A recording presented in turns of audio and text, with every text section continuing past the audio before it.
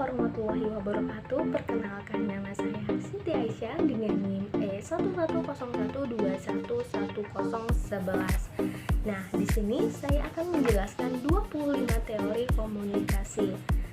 Yang pertama itu ada teori disonansi kognitif. Teori ini itu menjelaskan tentang ketika seseorang merasa tidak nyaman akibat sikap, pemikiran, atau perilaku yang saling bertentangan. Contohnya, ketika seseorang yang tidak suka bergosip bertemu dengan sekelompok orang yang suka bergosip, maka dia akan mengalihkan pembicaraan atau meninggalkan pembicaraan. Yang kedua, ada teori manajemen privasi komunikasi.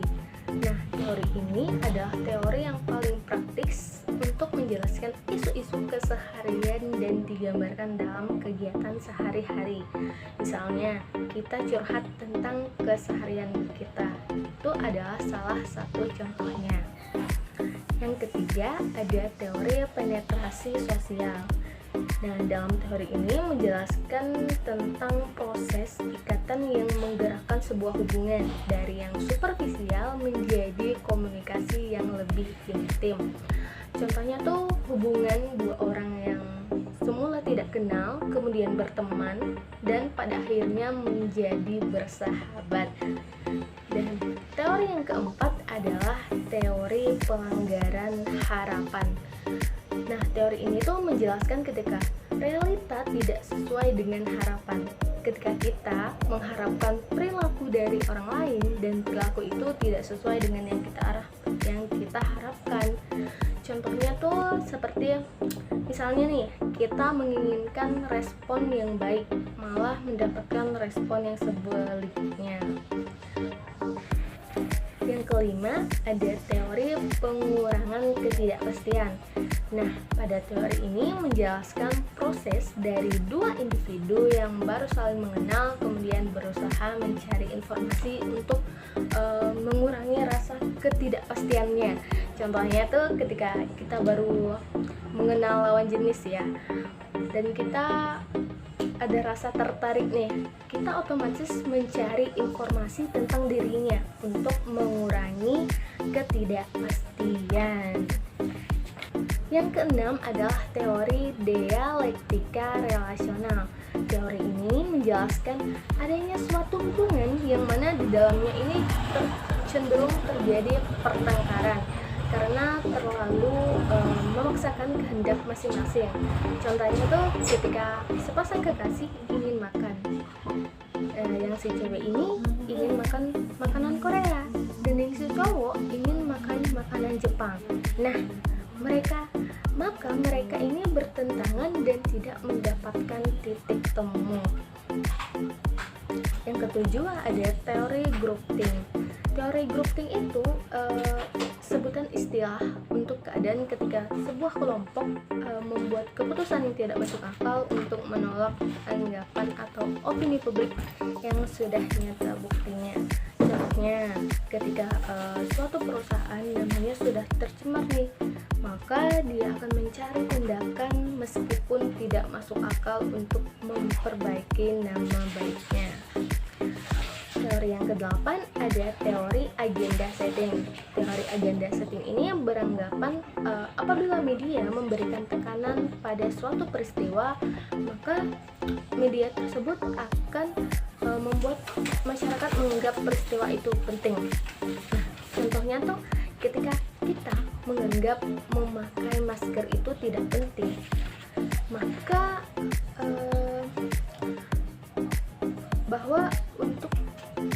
kita akan menganggap itu penting setelah melihat pemberitaan di media tuh selalu mengingatkan kita untuk memakai masker.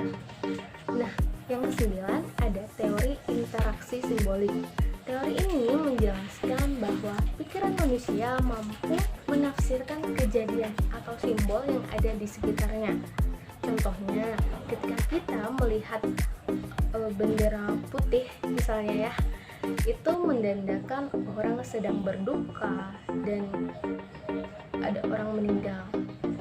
Ke-10 ada teori kultivasi. Teori ini menjelaskan adanya pengaruh media yang kuat dalam jangka lama. Contohnya, ketika seseorang sering menonton film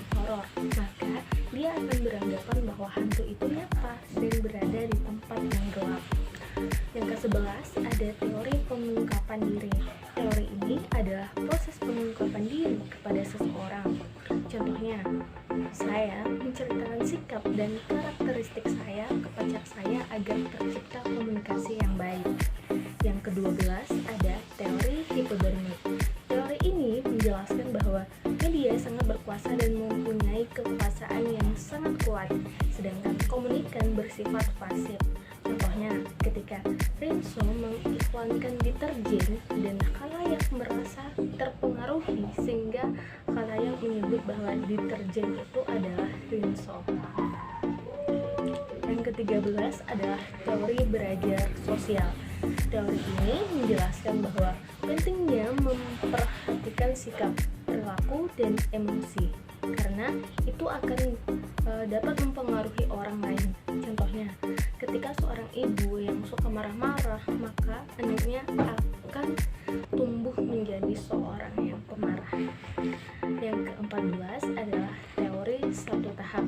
Teori ini menjelaskan bahwa informasi yang didapatkan langsung dari sumbernya. Contohnya, ketika kita penasaran dengan satu hal, maka kita akan menanyakan hal tersebut kepada orang yang bersangkutan. Dan yang ke-15 adalah teori dua tahap. Teori ini kelanjutan dari teori satu tahap tadi, yaitu menjelaskan bahwa kita mendapatkan informasi dari pihak kedua. Jadi informasi dari sumber kemudian ke media dan akan disebar luas. Yang ke-16 adalah teori banyak tahap. Teori ini adalah kelanjutan dari teori satu tahap dan dua tahap, di mana kita mendapatkan informasi sudah melalui beberapa tahap, misalkan dari narasumber, lalu kemudian ke media, dan sudah tersebar ke khalayak, dan khalayak itu sudah sering memberitahukan satu sama lain. Yang ke-17 teori use and gratification. Teori ini berasumsi bahwa pengguna media akan menggunakan media sesuai dengan kebutuhannya. Contohnya, ketika kita menyukai kartun, maka kita akan mencari media yang menayangkan kartun seperti RCTI, MNC TV, seperti itu. Nah, teori ke-18 ada teori deduksi. Teori ini adalah teknik pengambilan kesimpulan dari yang umum ke yang khusus. Contohnya, mengemukakan dulu alasan kemudian tujuan. Misalnya nih, karena saya sedang sekolah di luar kota, maka saya butuh kos.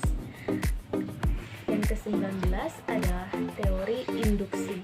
Teori ini kebalikan dari teori deduksi, di mana kesimpulan ditarik dari yang khusus ke yang umum.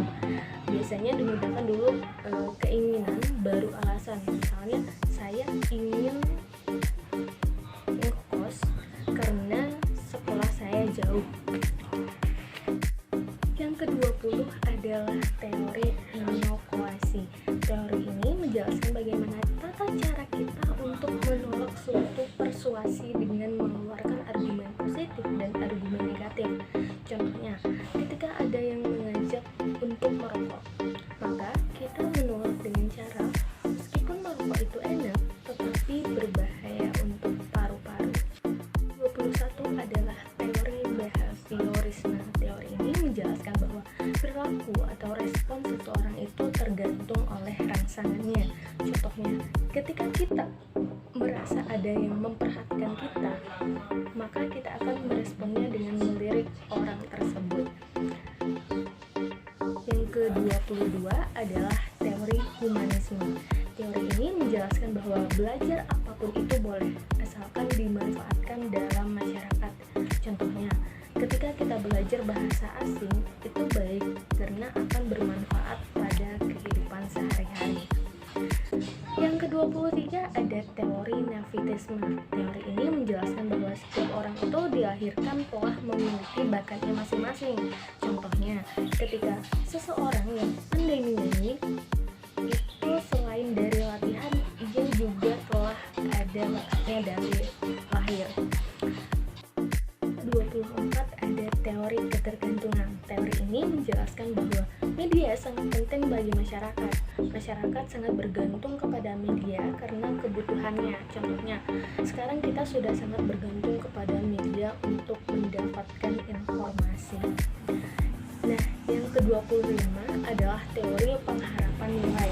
Teori ini bertujuan untuk mengetahui pengaruh penggunaan media terhadap massa dinilai dari kepentingan penggunaannya. Contohnya, ketika seseorang menyukai acara gosip, maka ia akan menonton acara tersebut untuk memenuhi kebutuhannya. Tetapi orang yang tidak menyukai acara tersebut akan meninggalkan atau tidak menonton acara tersebut. Teman-teman, itu adalah 25 teori komunikasi. Sampai bertemu di video selanjutnya.